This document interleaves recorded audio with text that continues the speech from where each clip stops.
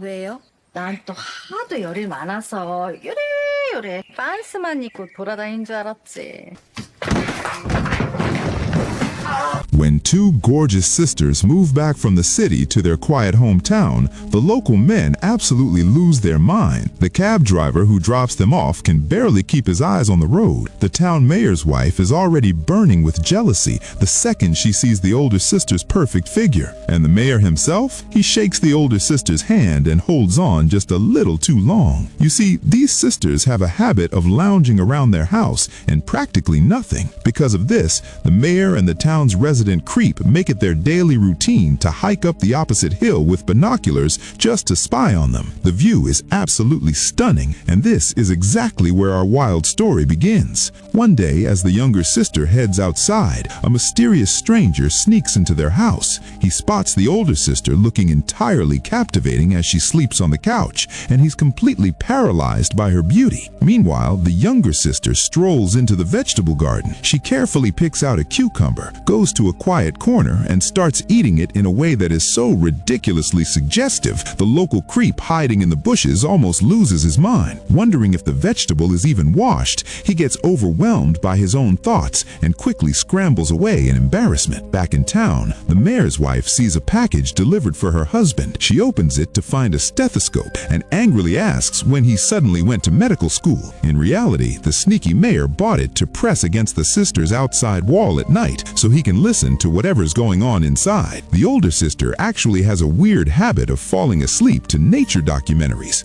Hearing those wild animal noises through the wall, the mayor's imagination runs completely wild, and he heads home the next morning totally flushed. That night, the girls are playing Truth or Dare, sharing their craziest dating stories. After the younger sister falls asleep, the older one puts on her nature shows again. Suddenly, a masked stranger breaks into the room. When the sisters finally wake up, they find themselves tightly tied up. The intruder aggressively warns them that he's hiding out there for 2 days, and if they try anything smart or call the cops, things will get incredibly ugly. To avoid suspicion, he orders the younger sister to act completely normal outside, while he keeps the older sister locked up. But even when she's outside, the younger sister can't stop thinking about the intruder's highly toned physique. Back inside, the home invader tries to get aggressive with the older sister, but here is the ultimate plot twist. Neither of the sisters actually mind. Up on the hill, the mayor is intensely frustrated because the curtains are tightly shut and his binoculars are utterly useless. When night falls, the intruder turns his attention to the younger sister, and that's when he realizes just how terrifying these girls really are. Spending his days with the older sister and his nights with the younger one, the guy is getting completely drained. He is pushed to his absolute physical limit and just can't keep up anymore. But the sisters refuse to let him rest. Around the same time, the police arrive in town and pin up a wanted poster. It turns out this home intruder is actually a notorious human trafficker and a highly dangerous fugitive. As for the peeping toms outside, the sisters always knew they were watching, which is exactly why they never closed the curtains before. But right now, the fugitive's condition is getting worse by the minute. He has massive dark circles under his eyes and gets dizzy just trying to stand up. Desperate, he calls a friend, begging him to come get him by tomorrow or he's literally going to die. Unfortunately for him, the older sister overhears the entire call. Being cunning, she tricks him into climbing up to fix a light fixture, then intentionally knocks him off balance, causing him to fall and break his leg. She just laughs and tells him that since he had a little accident, he'll just have to extend his stay. The younger sister immediately rushes in with special energy drinks, forcing him to chug them. 쭉 들이켜서.